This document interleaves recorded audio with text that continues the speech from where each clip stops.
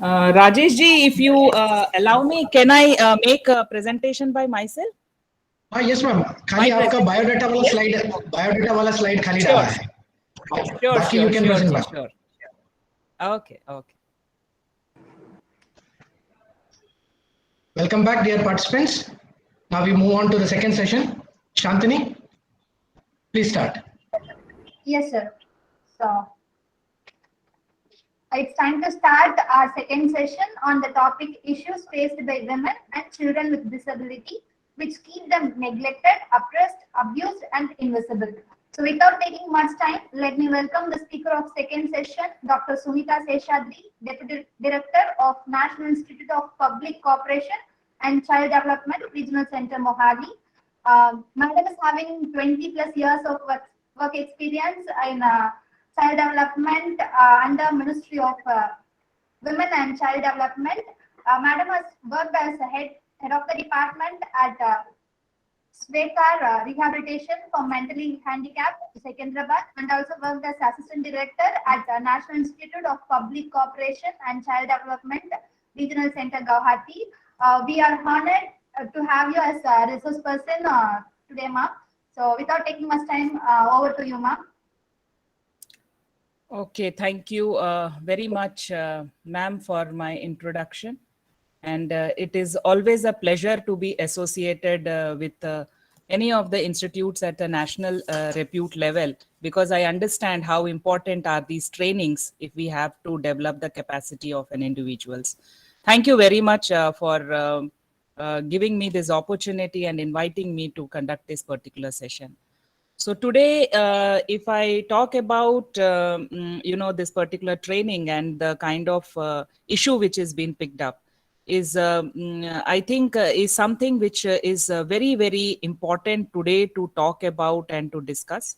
Because, during this COVID situation, many of us do have faced difficulties when it comes to our emotional and social well-being. We talk about employability, we talk about online schooling, various issues. I think there are a lot of challenges which every one of us are facing, and definitely it becomes a double challenge for women with disabilities, or girls, or children with disabilities, I would say first, and then in specific I would say for girls and women. There are some of the issues which I would like to deliberate here today, will be specifically for women and girls, and also share my experiences, what I have come across, and how women with disabilities or girls with disabilities have difficulties while they are coping up or trying to take up their life. So that is what is the presentation today. And when we talk about women, definitely in our country, probably one we need to look at the gender perspective also, because somewhere many a times when we say that why do women require empowerment? Do women need to be empowered? My answer would be yes, need to be. Why? Because the societal kind of an attitude, the societal kind of thinking, the societal kind of an understanding about a woman is something which every individual or every one of us, I think, somewhere need to think about and need to understand and bring in some kind of an attitudinal change among us when we are talking about women and girls. Of course, we have lot of men today here in this forum also. I am not trying to say that men are not respecting women. That is why the situation is like that. I think it is the kind of brought up which is being done to all of us. Right from the beginning, as a child, I was told that, you are a girl and you have these responsibilities. And my socialization process was like that. I was being brought up to be more responsible. Saying so, I won't say that my husband is not responsible.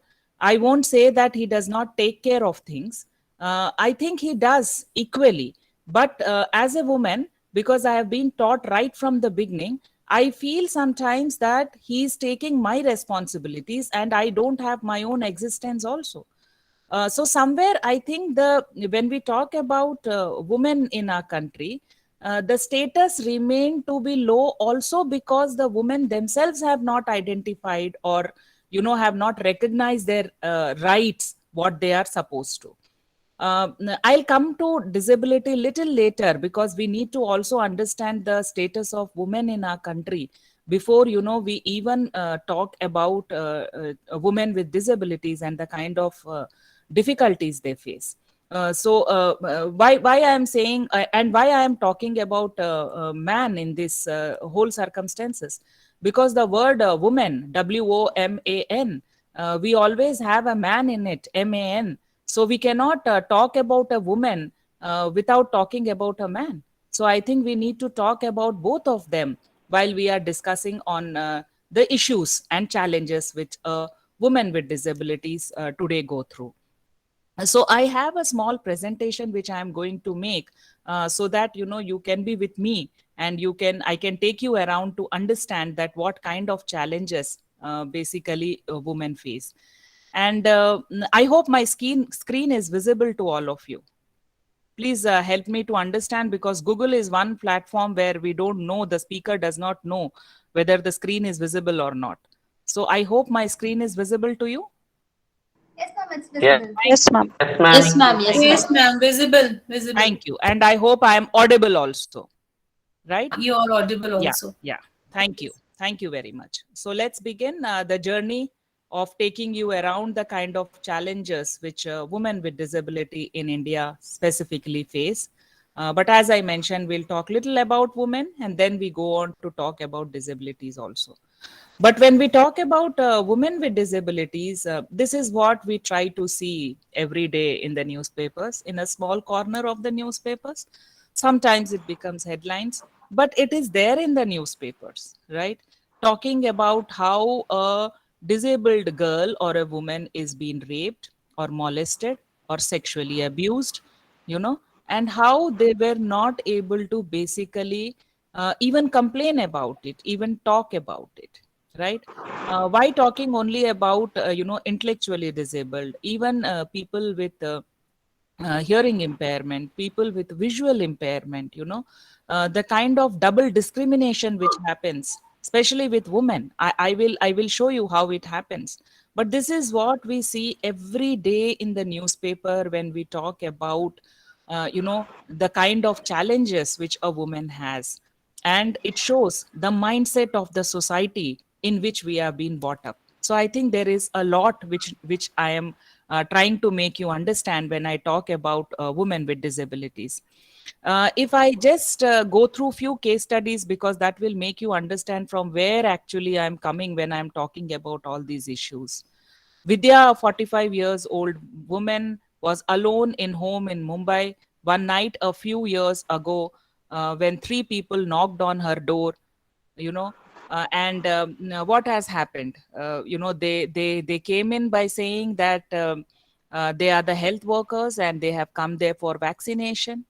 And when and she was sedated. She was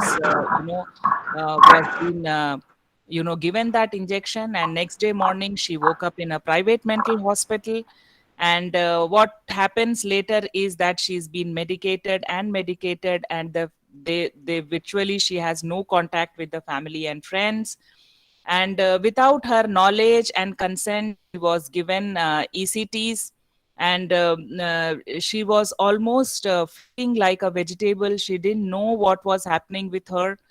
And later on, when she was able to understand her condition, people told her that she had mental health condition.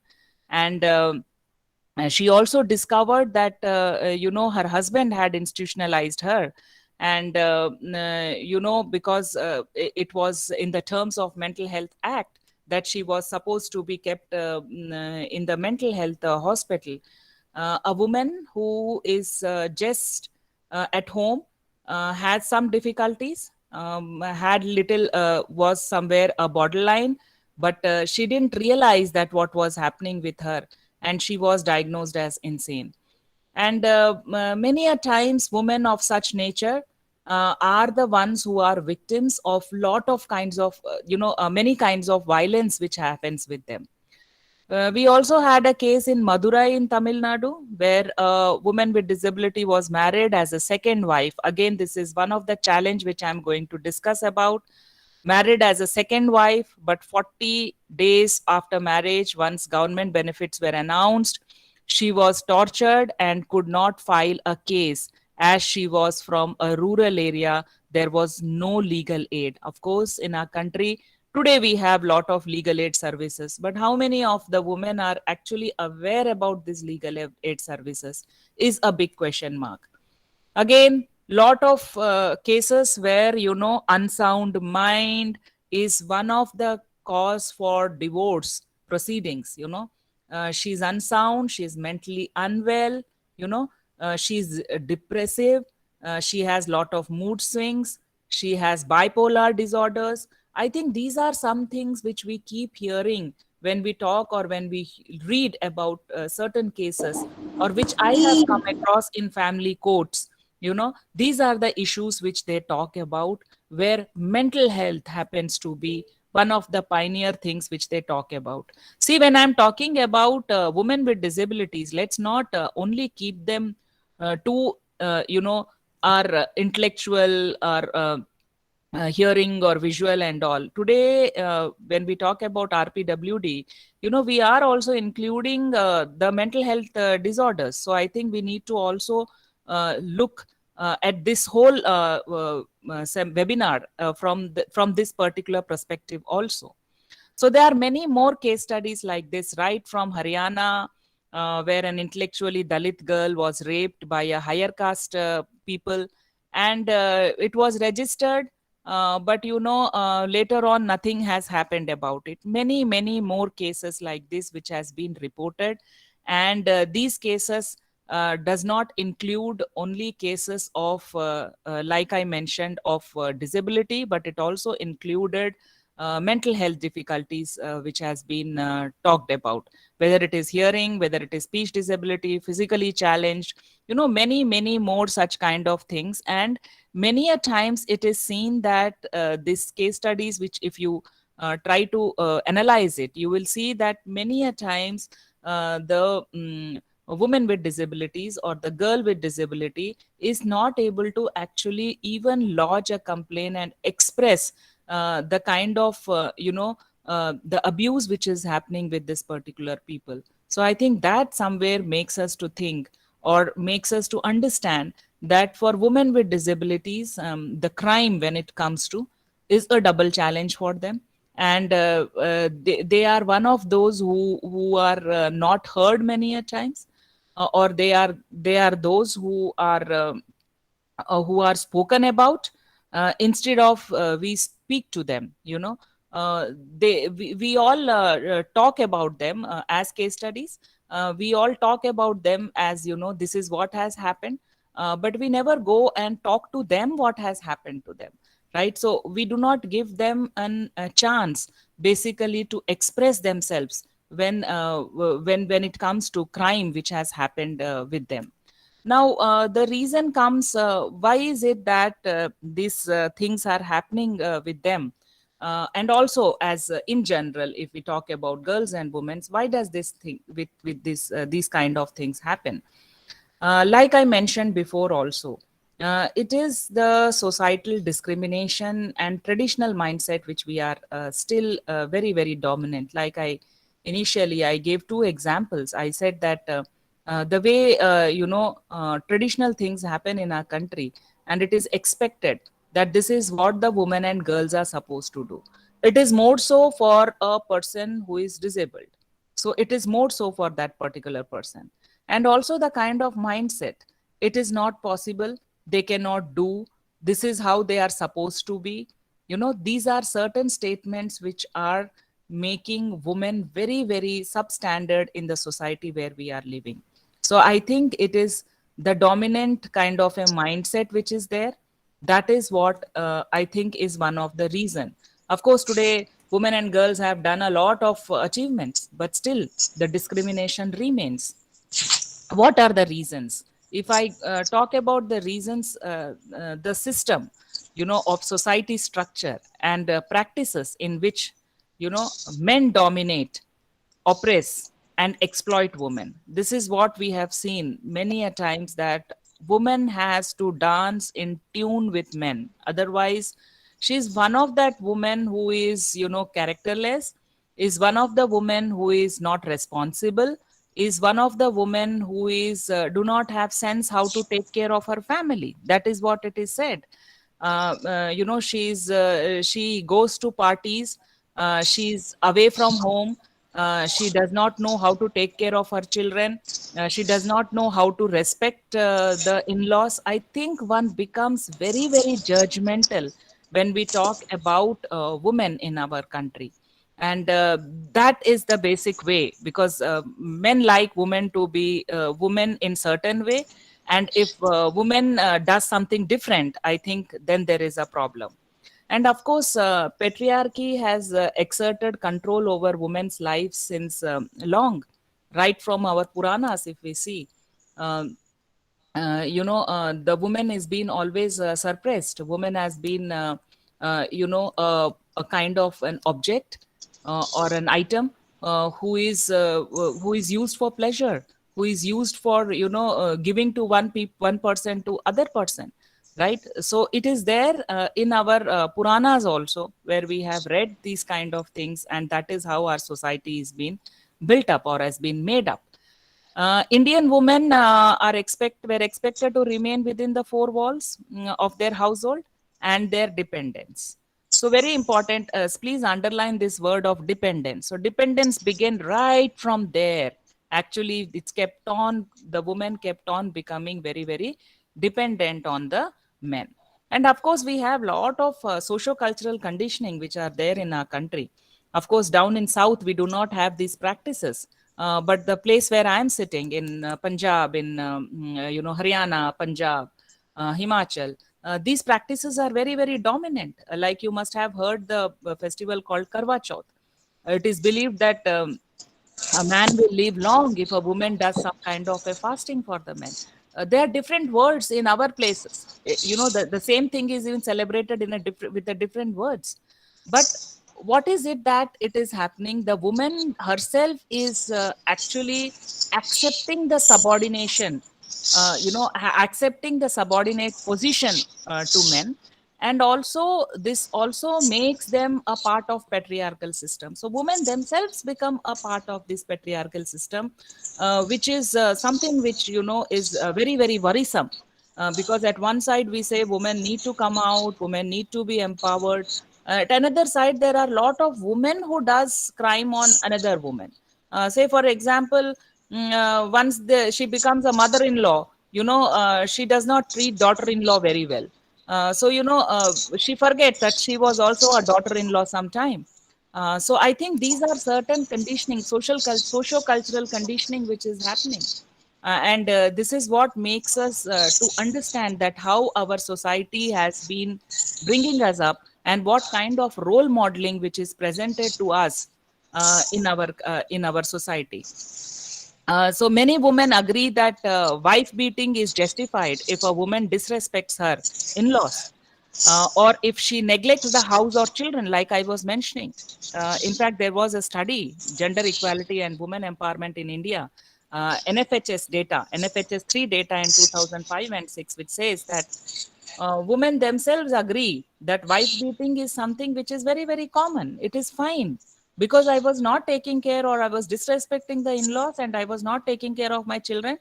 So it's fine if I am being beaten up, and society justifies it. The people around the woman justifies by saying that it is fine if she's been beaten up. So what I am trying to summarize here by saying is patriarchy when we talk about, because, women and disabilities, when we talk, we need to talk about gender. Gender cannot be talked separately. Gender and women and disabilities goes hand in hand. So patriarchy is not men, basically. So all men sitting here, I'm not talking about all of you. I'm not talking about what you are. Patriarchy is a system in which both women and men are participating. So both of us as men and women, I think we have certain responsibilities and we are participating in that responsibilities. Now that is what is something which we need to check upon. That is why I said change in attitude for all of us as men and women is very, very important. So this is what I wanted to convey before I start talking about women with disabilities. That the woman with disability is also in the same society. She's also going to face the same problems which I am talking about, right? As a woman, I do face these problems, but for a woman who is with disabilities, maybe for her it is a double challenge, because for her she need to already fight with the situation and the system which is been evolving. At the same time, she need to talk about her own accessibilities, her own, developing her own self. So I think there are a lot of things which need to be looked back. Now, to summarize what all I have said, that was that the women with disabilities are somewhere tormented, they are mocked, they are spoken about instead of spoken to. Like I mentioned before also, they are spoken about, we talk about them, but do we really go back and talk to them is something which we need to look into. And also experience the combined disadvantages, like I mentioned, that it is the gender with disability, though they have, there's a combined disadvantages they have when we talk about women with disability. Now the stigma related to their conditions is already existing, which is a prejudice against females forces with women with disabilities to live with this kind of invisible identity in the society. They experience severe challenges and discrimination if their disability and gender also intersects. I'll give you a small example. In NIPSET itself, there was a girl who joined as an assistant director, and she was challenged, physically challenged. And when she joined, our whole office was not very disabled friendly. She was asked to sit in the first floor, and she need to take lot of stairs to go to first floor, and she used to struggle all the way to go up to sit. But many times I try to speak to her and tell her that there is a place down also and you can sit at the ground floor. But she was of an opinion that I will be kind of not in the circle, because there were almost around 3 more assistant directors sitting in the same room. So she wanted to sit with her own people and understand what kind of work is going through, that so that she's not out of that particular circle. So all the year she had to really struggle to go up because it was not friendly. There was no lifts which was being there. Of course, I'm talking about this incidents way back at around 2000s. Later, she had another challenge was her washrooms, because again, she was finding to use those washrooms, which was there, and the whole day she used to, never visit a washroom, which was also coming on to her health. And also I have seen, because she was the first employee with this disability coming inside, all those people who were, grade 4 of people, like the peons and all, they used to kind of mock at her. They kind of, do not, kind of, she does not know, she cannot do. That was the attitude and the opinion with which they were. So her dignity, her own individuality, it was something which was being thought and talked about again and again. Even talking about, I don't know how she manages during her periods, her menstruation. Men talking about, I'm talking about even men talking about, all these kind of issues about her. Never thought that she is equal, like I mentioned, there were 3 assistant directors, but always it is been seen that the first 2 were given the importance, but not the third one, right? So the kind of patriarchal culture which we have, I think somewhere was also making it more difficult for this particular girl who joined this government services.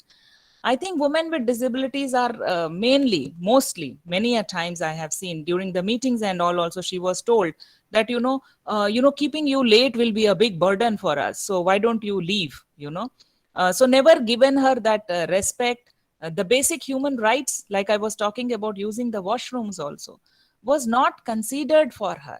And it is seen that routinely these women who work in regular offices or in government offices also, or in a private sector also, they are routinely discriminated and they are being abused or humiliated, which silently, they take it.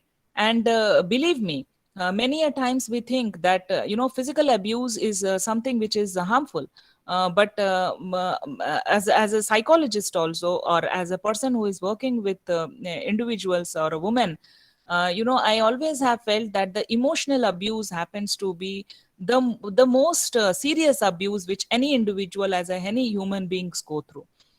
So they silently kind of suffer this kind of abuses which happen to them. And that is what is the key issue, which brings us to understand what is the status of women with disabilities in our country. Let me talk little about, because I come from a government sector, so I will talk little about the policies also. India has signed and rectified both conventions, especially the elimination of all forms of discrimination against women, CEDAW. CEDAW came in, and after CEDAW, we have come up with a lot of legislations and policies, I should say, and acts, I should say. Like we have Protection of Women with Domestic Violence Act. We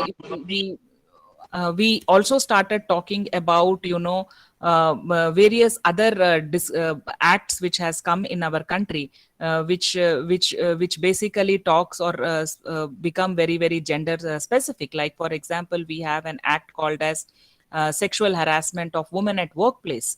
So these all came after CEDAW has taken place in our country. But at the same time, we also have signed a Convention on the Rights of Persons with Disabilities. But still, I think there is a lack of awareness and sensitivity regards the rights and problems of the person with women with disabilities, because specifically there's a lot of discrimination. In fact, in the next slide, I'm going to show how these women with disabilities are being discriminated in all the programs which are being included.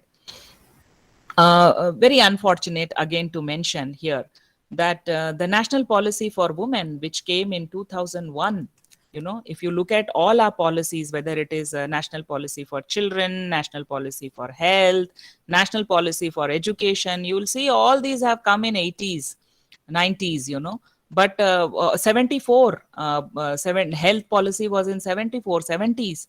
But when it comes to national policy for women, it came only in 2001. And till today, what to understand?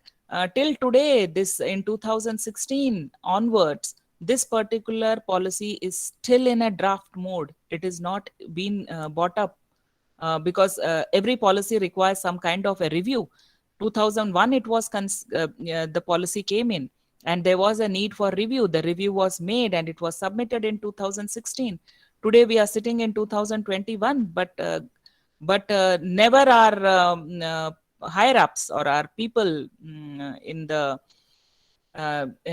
government have thought that this particular policy is important. So when we talk even about this national policy for women, there is no specific mentions about women with disabilities, the kind of reservations they require, the kind of a special kind of a place which they require is something which is missing even in this particular draft policy. It is available in the public domain. If some of you would like to see, please have a look at this particular policy. So unfortunate that a country where we talk about different policies and programs which has come in 70s, 80s, but when it talking about women, we are talking only from 2000 onwards actually. But still people think that people are becoming feminists, they are taking one side. It is not so. Women in our country definitely require that support and reservations. And specifically, I would say women with disability would definitely require a lot of support from our end. So let me take you around to the key issues which are there, which need to be discussed, which need to be talked about. The key issues, if I say the first, because I'm also talking about girls, I would say education is one of the key issue.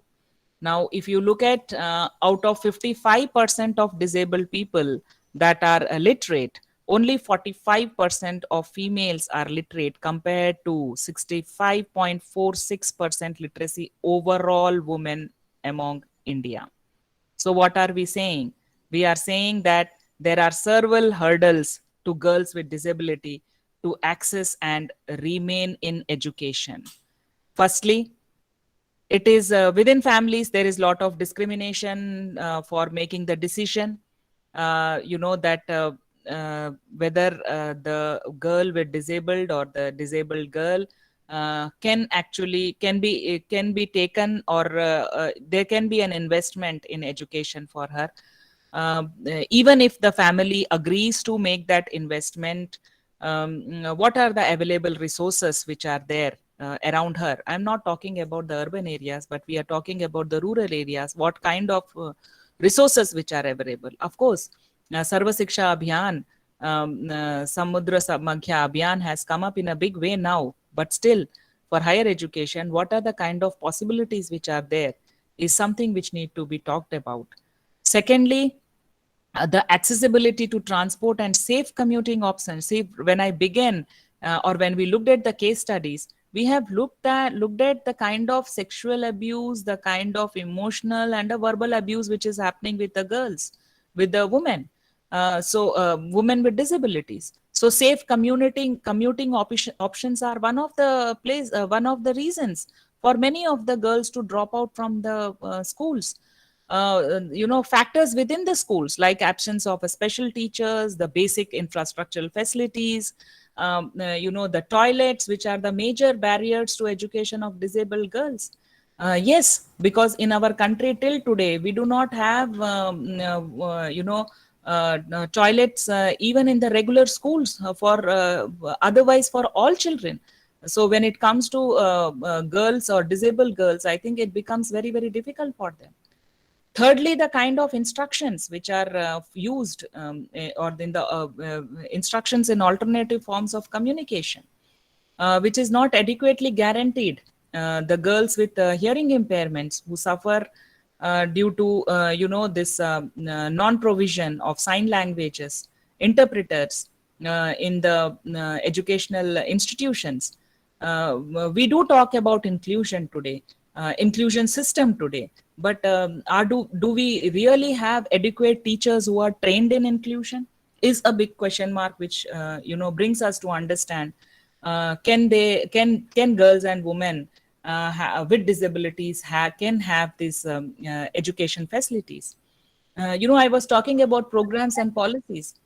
We have a program called Sabla, which is basically a program which is called as, Rajiv Gandhi Scheme for Empowerment of Adolescent Girls, Sabla it is called, right? And this particular scheme, when it was brought in, and also there are some other schemes like in Delhi, they have a scheme called Ladli. This particular schemes, even in Haryana, this scheme is very, very much functional. They give rupees 1 lakh incentive for a birth of a girl child. But these schemes, many specific schemes like schemes for adolescent girls, schemes where we are talking about, Juvenile Justice Act, of course, in POXO, Protection of Women from Sexual Offences Act, has reviewed, because it has been reviewed for a long time, after many times, and then the disability component was included in it. But the already existing schemes do not have any kind of special provisions for girl children with disabilities. So that again makes us to think that we do have policies in our country for women specific, gender specific, but what kind of facilities especially women with disabilities or girls with disabilities are enjoying is something which we all need to think about. So this is about education. I talk about work and employment. If I talk about work and employment, the incapacity and the productivity work is something which is being looked again and again. Now, economic independence of women with disabilities is instrumental to their empowerment in a true sense. No doubt about it. You all agree with me. However, they are systematically basically excluded from the mainstream, and their workforce misleading, being projected as incapacitated of productive work and a burden on a society. Very silently, they have been pushed, by saying that they are not capable of this particular productive work. If I have to say, only 36% of the disabled persons in India are employed, 36%, and out of which, 47% are working, and among female disabled, it is only 23%. See how less it is. And I'm all talking this about, organized sectors. So far, we have not even talked about unorganized sector, because many a times unorganized sectors, we do not have data.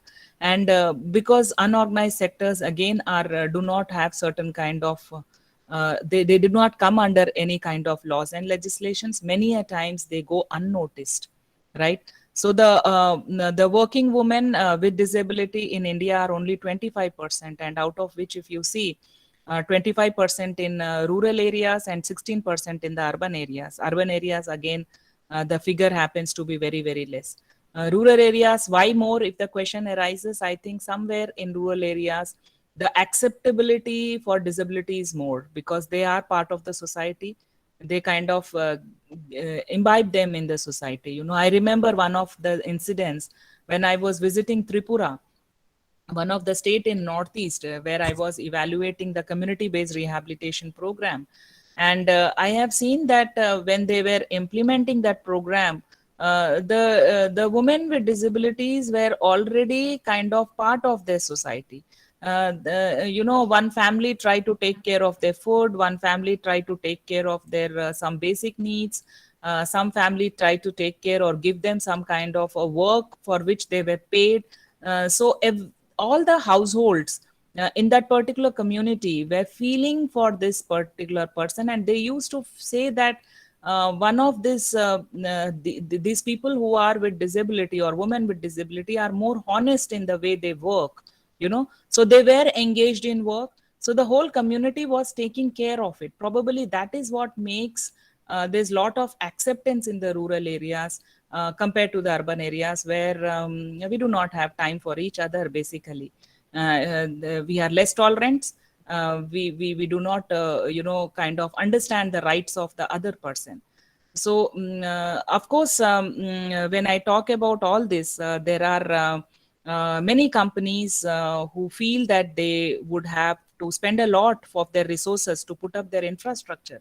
So there is a lot of discrimination and doubts on the working capacity of the employment, and also lack of accessibility. Like I mentioned, many private companies feels that if they take such kind of people, they need to invest a lot of resources for for the infrastructure to be built up.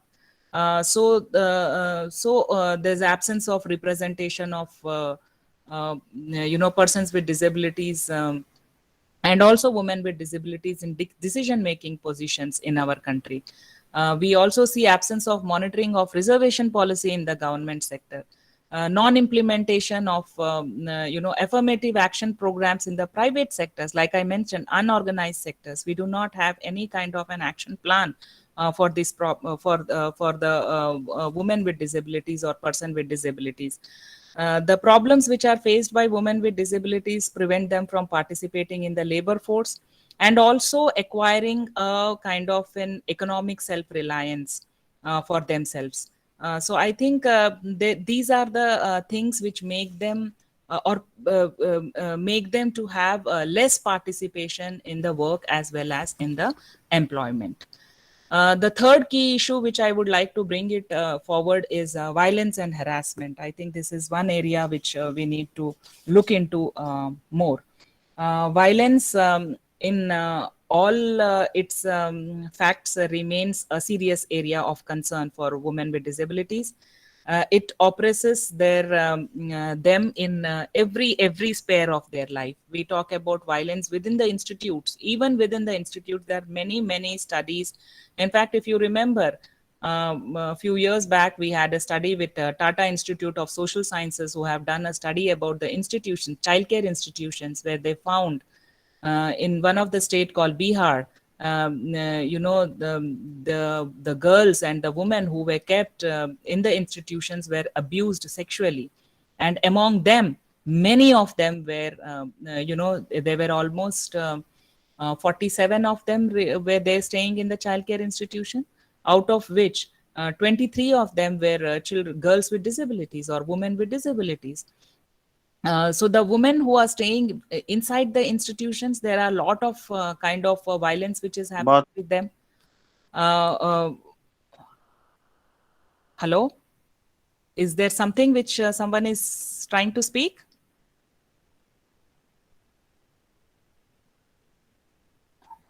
No, you can carry on the session now. Okay. Like I was mentioning, violence and harassment is one in the institutions also.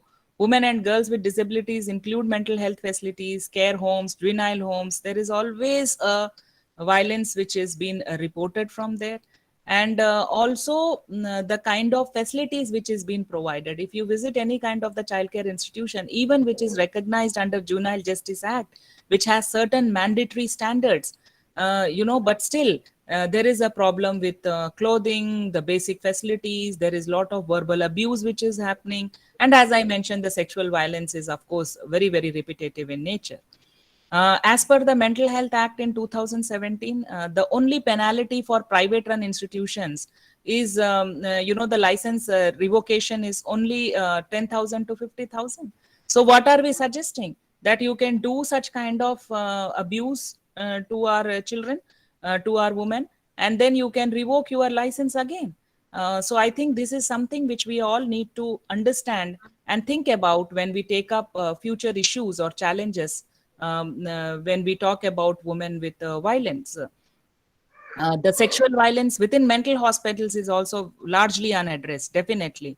If we visit any of the mental hospitals, of course, both men and women have difficulties, but women at a larger level have more difficulties. They experience a lot of physical violence also.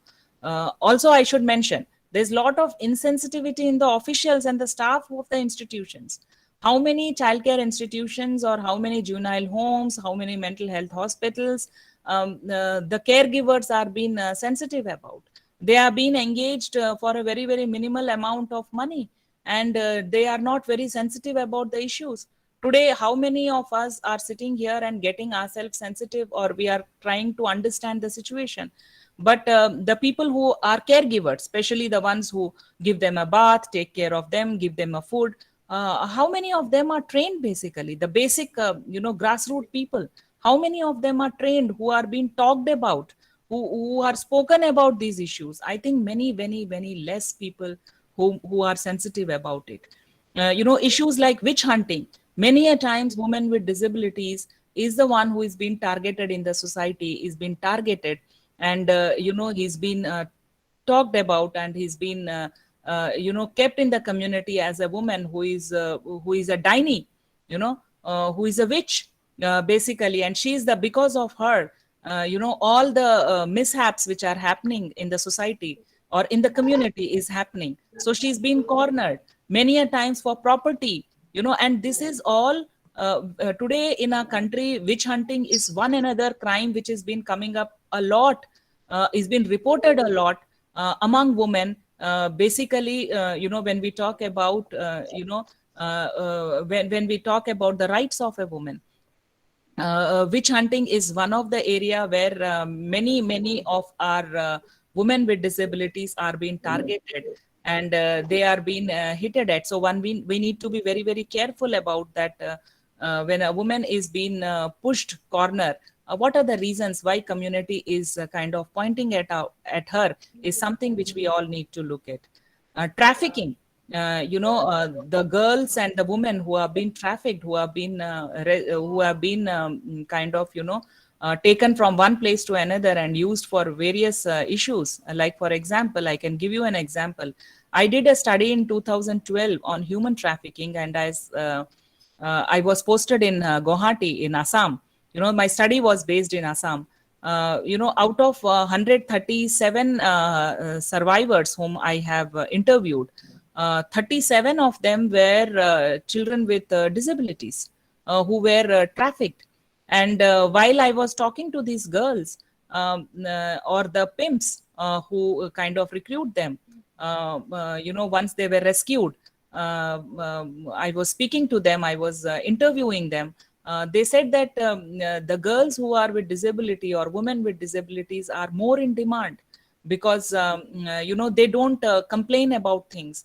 They kind of adjust very well. So these are the situations which again makes us understand and think that the kind of societal issues or society challenges which are there, are women with disabilities and girls with disabilities have challenges, need to be thought about. We need to think about it more and more. Violence within homes. I was mentioning about an act called as Domestic Violence Act 2005, which is implemented by my own Ministry for Women. When we talk about within homes, I mean to say within household, we see women with disabilities continuously face serious abuses at the hands of relatives. Always there is a seclusion, denial of basic amenities. There's a mental abuse. I was talking about emotional deprivation at the very beginning. Abandonment we have seen a lot. And this particular act, of course, is a civil act. It's not a criminal act, basically. It's a civil act, because we all feel that, marriage is a good institution and everyone should get married. So it is a civil act which need to be sorted out. But here in this act also, when I talk about, the woman who is with disability, there is no specific reservations which has been done for them. There's no specific mention about them. And also, if the woman is living in a household relationship and is doing some kind of she becomes a perpetuator and a caregiver, they do not nothing is being spoken about in that act. Say for example, there is a disabled girl and she's been looked after by the mother-in-law, and mother-in-law is also a perpetuator in doing violence to that particular woman who is married in the relationship. She's been convicted. She's been taken for given some kind of a punishment, the mother-in-law. But people forget that what will happen to this disabled girl who is completely dependent on her. So these issues are not being addressed when it comes to home. Abuse and violence within families are gaining control of property, and many a times the women with disabilities are left alone. So these are certain issues, again, within home, within families, need to be addressed and talked about. The causes, again, depends from severity of the disability, the dependence of the abuser, the communication limitations which our children or our women and girls have, the easy access to inmates in institutional setups. There's a low non-credibility to complaints of harassment and abuse, especially when it comes to psychosocial needs of the children. And also, I should say, the myths which are there around sexuality, because today, again, India, in our country, we do not talk very openly about sex and sexuality because it's a very covered thing. So think about, women and girls who have such kind of needs, and how these needs are being satisfied to them is a big question mark. That makes me to go to, again, a very important topic that is on the issue which need to be looked at is political and social participation. If I say political participation, the unsound mind is one of the clause in the constitution which deprives both men and women, but I'm talking about women here, with certain disabilities, with psychosocial, intellectual, and autism for voting rights. So they do not have any voting rights. It also talks about, it disqualifies from electoral roles and standing for election. No attempt has been made to remove the discrimination under the Act 1950.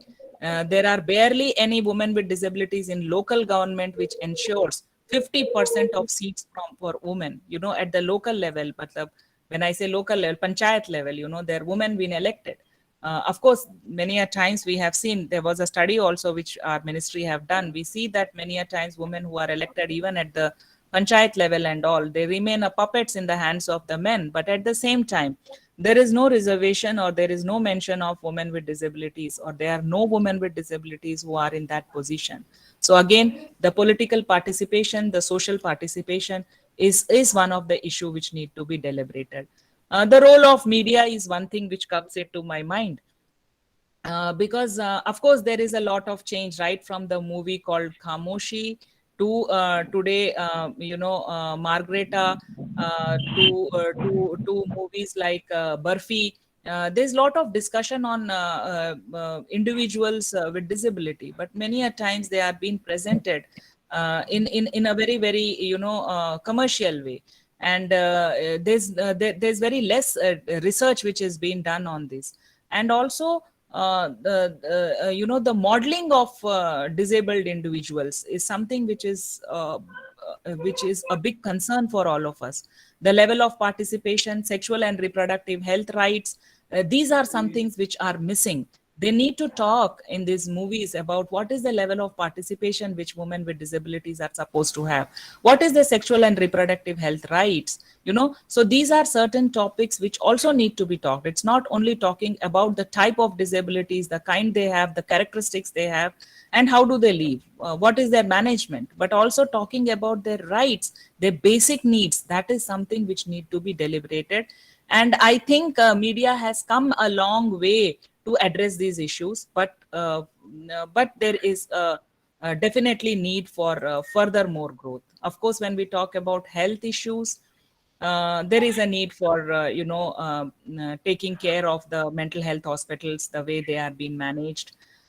Forced sterilization is something which we need to be discussing about, which we should actually take it as a concern. Women with disabilities rarely are involved in family planning services related to pregnancy and postnatal care.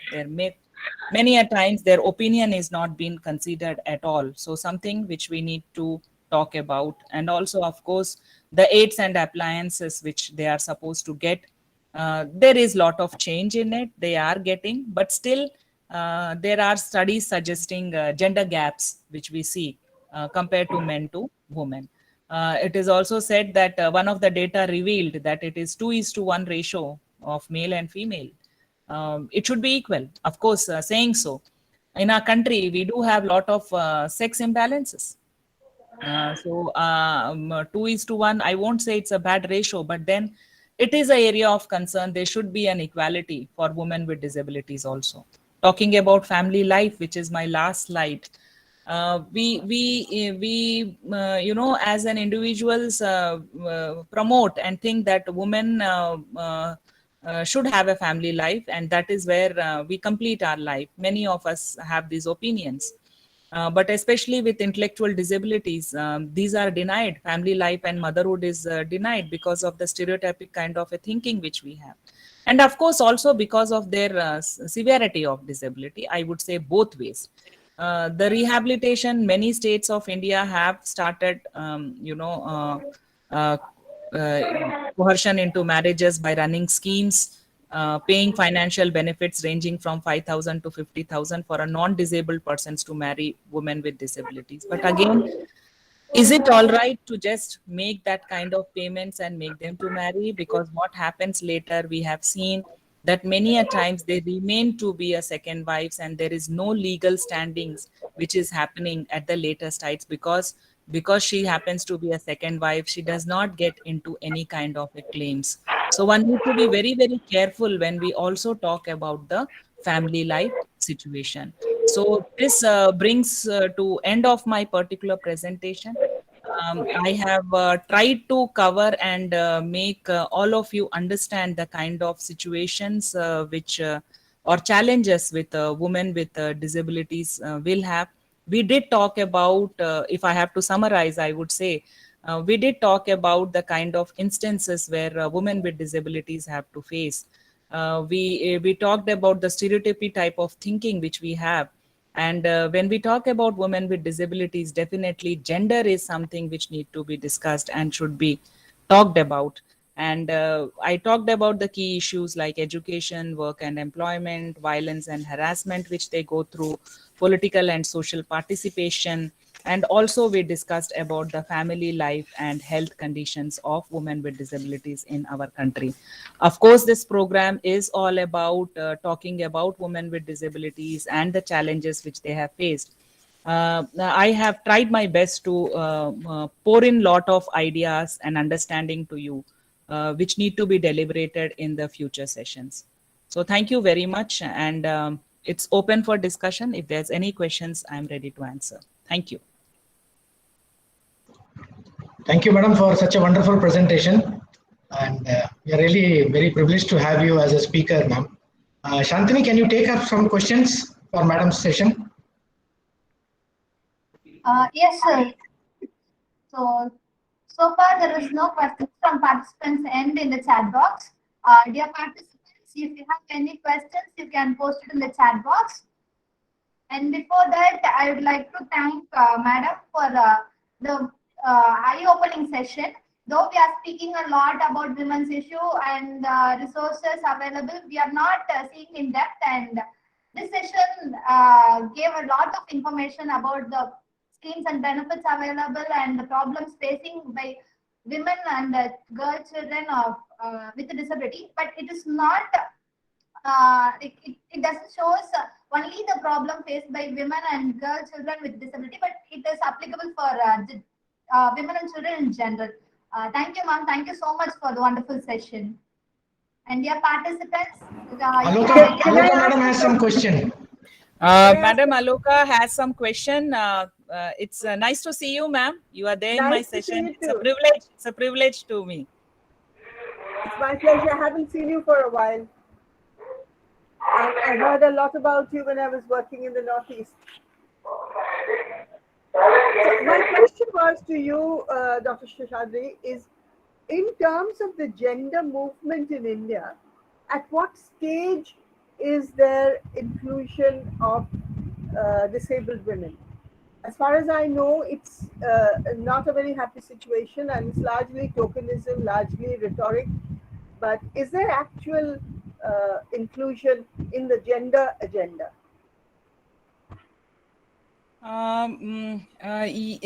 There is, like you said, the situation is grim. There's no doubt about it. But saying so, ma'am, there is lot of progress in the mindsets of people which has taken place. There are some success studies which have made us to understand that now women are very, very vocal in understanding their rights, understanding their, even if they are not coming out and talking about it. We have schemes like one-stop centers where women are coming and talking about their issues, their challenges, their problems. I think that itself makes me understand that now women are very vocal.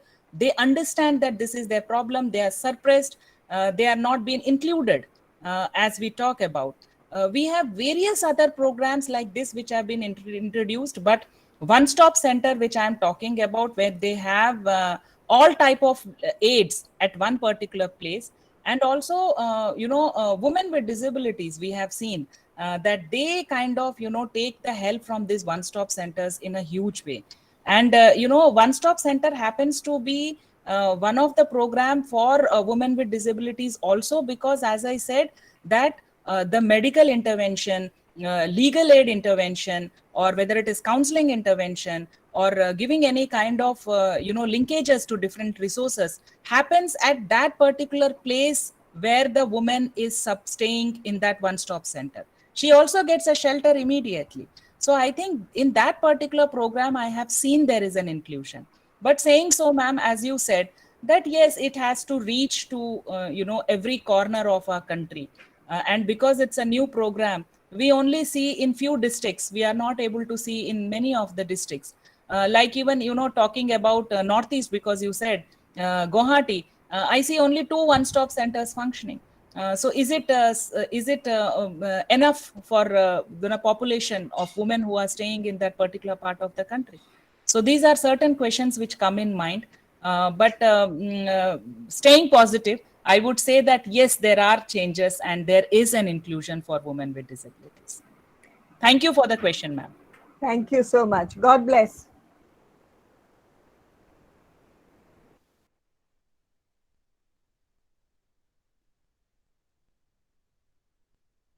Thank you, ma'am. Dear participants, do you have any questions or any doubts?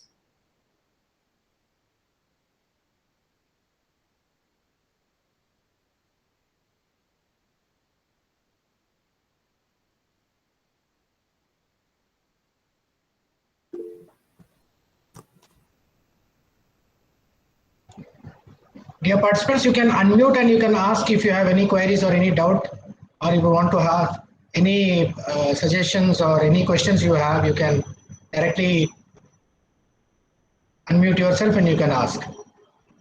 Ma'am, can you please illustrate that point about second wife you talked about in the last slides? Yeah, ma'am, it is that that government is promoting, marriages where they say that if a non-disabled person is marrying a woman with disability, they are being paid around 50,000 rupees. And this I am talking about specific states. Okay, I'm not talking about in general or as a central scheme. So there, what happens many a times, because again, when it comes to marriage, especially in the state of Punjab where I am sitting, where many of the people go abroad, so they get married to this woman with disability. They keep them, here by saying that they will take them back to the foreign countries. And many a times the woman, of course, who is with this kind of with disability, she gets some compensations, she gets some kind of reservations for even getting her kind of getting some kind of a support kind of thing. And then later on it is being seen that these women are being left away. One, because she's a second wife, she do not have any kind of benefits as a married woman, because legally, I think when it comes to property, when it comes to other rights within marriage, is something which is not being benefited for this particular woman, because the first wife, the first marriage is being considered as a legal marriage in our country. So that is what I was trying to refer to. And anything if Aloka ma'am wants to add to. No, I don't want to add. I want to ask you that since this question came up, is there further discrimination on religion-based gender and disability? Do Muslim women face more discrimination? Do Hindu women face more discrimination? Ma'am, actually, basically, there are no statistics which are saying that religion-based, there is some discrimination on disability. Right. That is why I didn't bring up in my slides, because as such, whatever references I had tried to put in. There are articles on it, which how much I'm going to give credit to those articles, I do not know.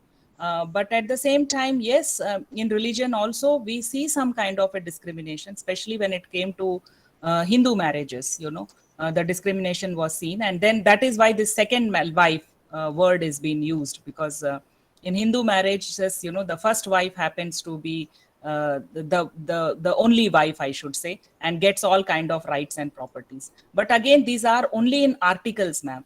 So that need to be again, we need to see that what credibility they have, but no research studies as such. But like you are mentioning today after this webinar, idea comes into my mind that probably we need to take up some research study where we kind of analyze on this and have deliberations and come out with some research findings. So thank you.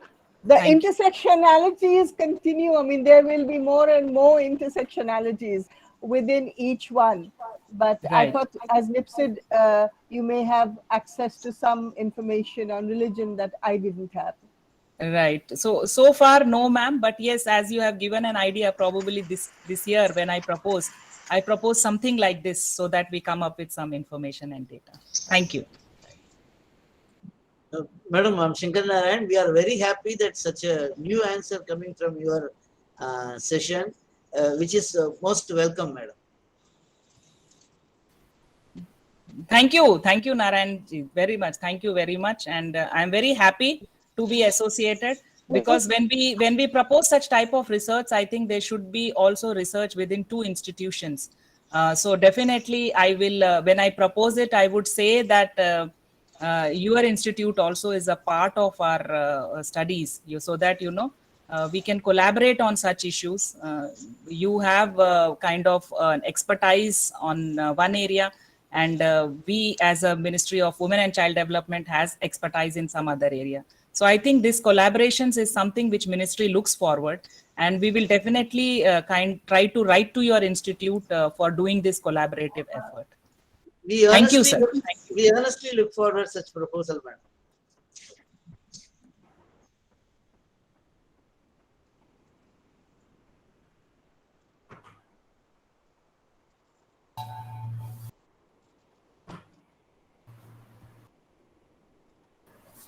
Madam,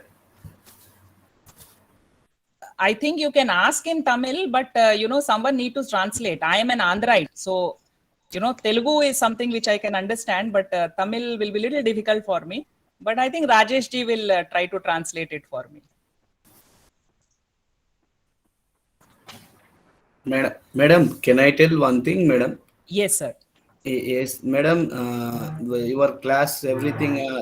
I'm not. My English was not good, madam. Uh, uh, your class, everything I am understand very well, madam. It was very nice section, and my suggestion, not a suggestion, it was the true word from discrimination stop in home only. Mother, madam.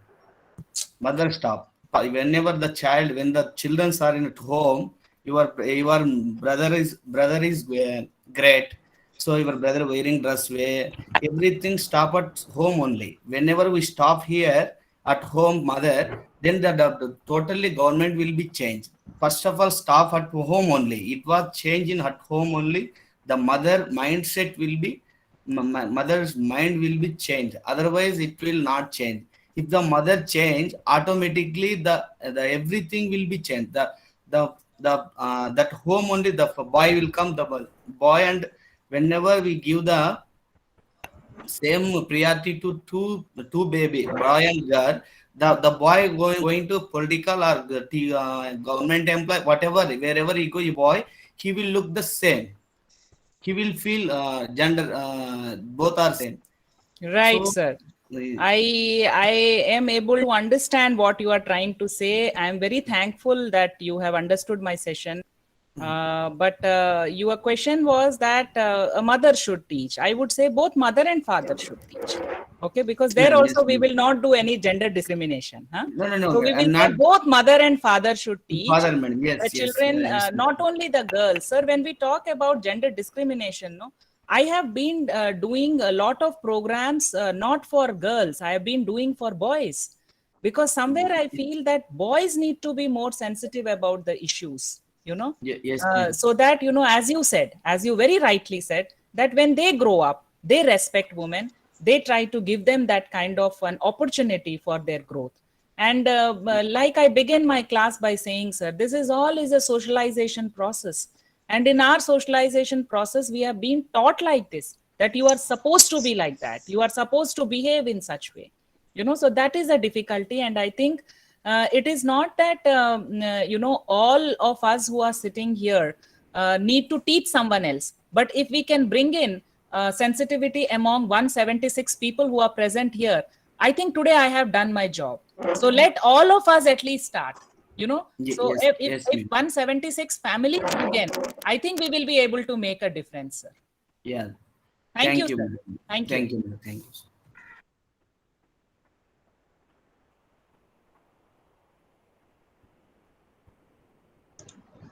Madam, I can see few hands have been raised up, one by Rosita Mary, other by Hemanji, Shamna. If you have any query, you can ask, madam.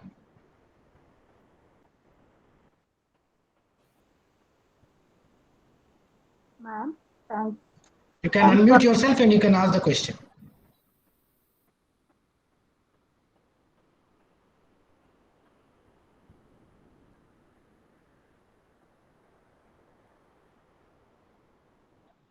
Sir, I am Dilip. தமிழ்ல கேக்குறேன்.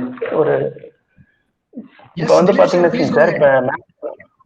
இப்ப sir இப்ப நம்ம இருக்கு. இப்போ வந்து பாத்தீங்கன்னா மத்த டிஃபிகல்ட்டி மென்டல் வந்து மேரேஜ் பண்ணிக்கலாம் அவேர்னஸ் ஆக்ட் மூலமா நம்ம அவங்களை தடுத்து நிறுத்த முடியுமா?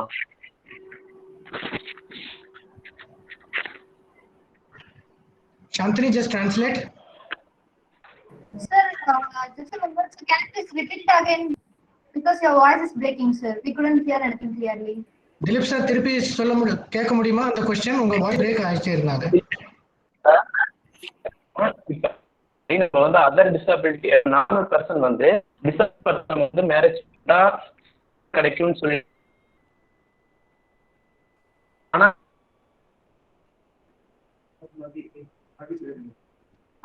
Dilip sir, நீங்க பேசுறது வந்துட்டு பிரேக் ஆகி கேக்குது. நார்மல் பர்சன் டிசேபிள் பர்சனை மேரேஜ் பண்ண அது வரைக்கும் தான் கேக்குது. சோ அதுக்கப்புறம் வந்துட்டு கொஞ்சம் கிளியரா சொல்ல முடியுமா சார்? இல்லைங்க, மென்டல் உமன்ஸ் இருக்காங்கல்ல, மூல வளர்ச்சி இல்லாதவங்க பெண்கள்ல வந்து ஒரு சிலர் வந்து கிராமப்புறங்களெல்லாம் வந்து மேரேஜ் பண்ணி வச்சிடுறாங்க. ஓகே. அதை வந்து நம்ம வந்து கேட்டோம்னா அவங்ககிட்ட பேரண்ட்ஸ் இல்ல இப்ப மாற்றுத்திறன் கொண்ட குழந்தை வந்து நம்ம மேரேஜ் பண்ணா சலுகை கிடைக்குன்னு சொல்லிட்டு தான் நாங்க மேரேஜ் பண்றோம் அப்படின்னு சொல்றாங்க. இதை வந்து நம்ம வந்து அவங்களுக்கு ஆக்ட் மூலமா எப்படி மேம் நம்ம புரிய வைக்கிறது இந்த பேரண்ட்டுக்கு? Okay, sir. Thank you. Ma'am, the thing is, in rural areas, people are marrying a person with intellectual disability. So they are not aware, and they were like they want benefits from the government. So for that sake, they are marrying. So what kind of measures we can take them to make them understand these issues? How can we prevent such kind of marriages? See, ma'am, there are, Dilip, thank you for your question. See, there are two answers, I would say, two ways to look at this particular question. One is the person who is getting married is the one who is wanting to take the benefits, right? So that is very clear and understood. But the one who is getting them married, they also wants to get away with their responsibility, you know? So both sides we need to live. So who would require sensitivity? Sensitivity is required for the parents also, right? And also to the person who is getting married, the person need to tell about the advantages of getting the benefits, but at the same time, the kind of responsibility that that person is going to take. That's why if you remember, I have said in my slides that there is lot of divorce rate which is being seen among married women with disabilities, right? So what we are trying to say is, what are the measures to be taken? Measures are only awareness, sir. Awareness, awareness, and awareness. The second measure which I can think of, which, once we have this, our Juvenile Justice Act being, amended, or any of our acts which will get amendment, probably there can be a provision where they say that the person will get some kind of a punishment if they do such kind of acts. So these are the only two measures which I can think of, sir. So even RPWD was being amended, but there are a lot of things being talked about. Marriage is also one thing which was talked about, but then, we have not actually thought of keeping or amending on these particular point. So maybe next amendment, we need to think about it. But again, at your level, I would only say it is only awareness, giving them information which are both at sides, telling them about the merits and demerits is something which is very, very crucial and important. Okay, Dilip ji? Thank you, ma'am. Thank you, ma'am. Shantini, if you want to translate, you can translate. Okay, sir. So Dilip sir, so ma'am என்ன சொன்னாங்க அப்படின்னா வந்துட்டு நாம அவங்க கிட்ட வந்துட்டு இன்னும் வந்து நம்மளால முடிஞ்ச விஷயம் என்னன்னா அவங்களுக்கு அவேர்னஸ் தான் கொடுக்க முடியும். ஸோ அவங்களுக்கு கல்யாணம் பண்ணி வச்சாங்கன்னா என்ன மாதிரி மெரிட்ஸ் இருக்கு, என்ன மாதிரி டிமெரிட்ஸ் இருக்கு, அந்த மாதிரி மட்டும் தான் இப்போதைக்கு சொல்ல முடியும். ஸோ ஃபியூச்சர்ல ஏதாவது அமெண்ட்மெண்ட் வந்துச்சுன்னா அதுல வந்துட்டு இதை இன்னும் கொஞ்சம் பெட்டரா எப்படி கொண்டு போகலாம் அப்படின்னு சொல்லிட்டு பார்க்கலாம். ஸோ இப்போ வரைக்கும் வந்துட்டு நம்ம எடுத்து சொல்ல மட்டும்தான் முடியும் அப்படின்றத மேம் சொல்லியிருக்காங்க சார். ஸோ ஓகேவா sir? So hope okay ma'am.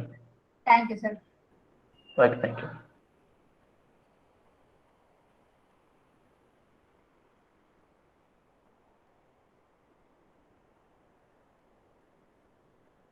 So, dear participants, do you have any more questions? And Mr.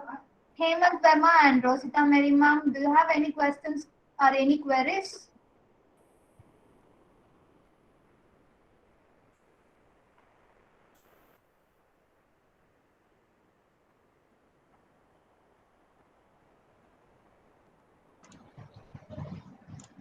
Sir, I think there is. You can ask Hemanji and Rosita Mary madam if you have any questions. If you want to ask in Hindi or in Telugu, you can ask madam very well. She'll be able to reply.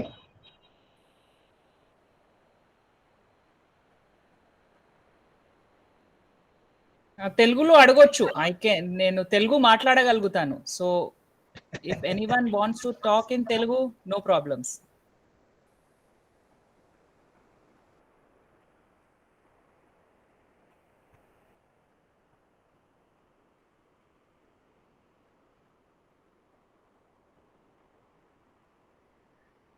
Madam last slides కొంచెం చూపించగలరా madam? Hello Madam, you are muted, madam. Okay. Presentation last slides నేను ఇప్పుడు చూపించలేను. మీకు ఏం question ఉందో అది అడగండి. ఎందుకంటే రాజేష్ గారికి నేను అది ప్రెజెంటేషన్ ఇచ్చాను. He will share with all of you. మీకు ఇస్తారు presentation. So you can see the presentation. మీ క్వశ్చన్ ఏంటో అడగండి సావిత్రి గారు.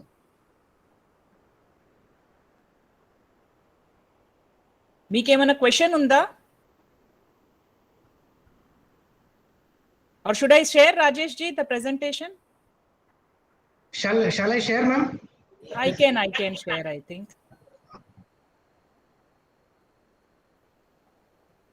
Yes, Savitri garu, ఈ slide అంటున్నారండి.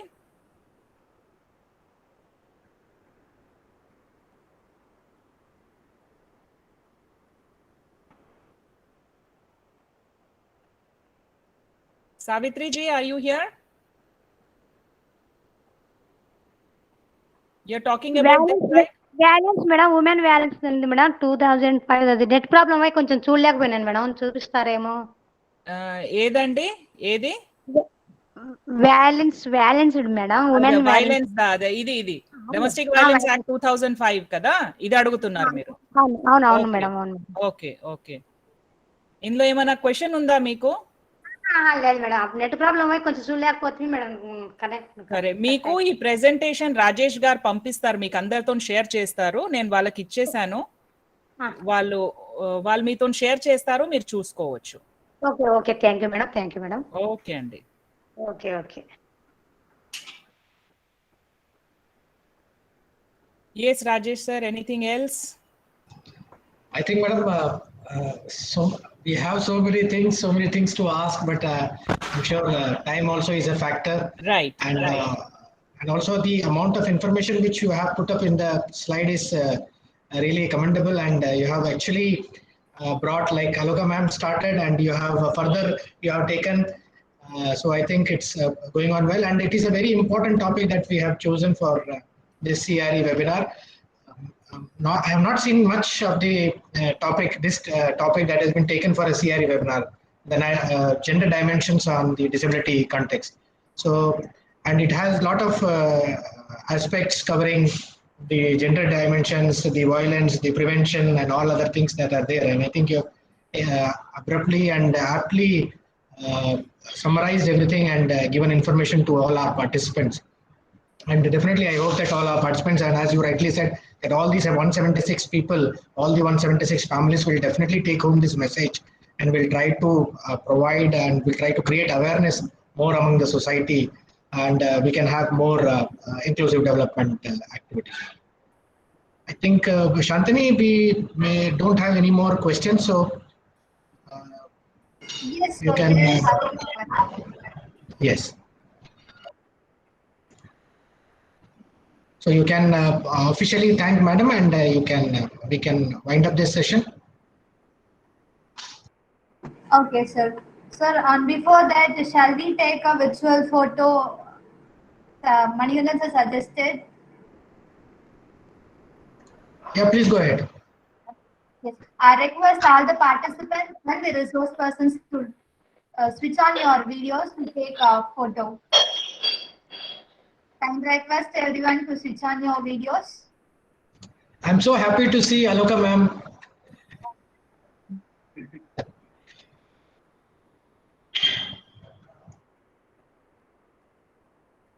Dear participants, can you please switch on your camera for taking a virtual group photo? Yes, thank you so much. So just a minute, hold on for a few more.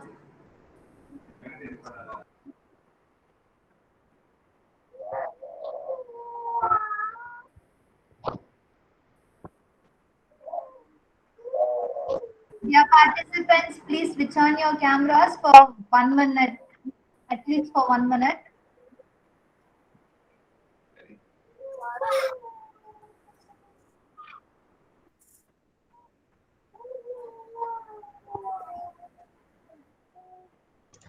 I can see everybody Thank you in a so very much. happy mood because right from the morning session to this afternoon session, everybody is so thrilled and so feeling energetic in listening to all the resource persons. So very happy to see all the smiling faces.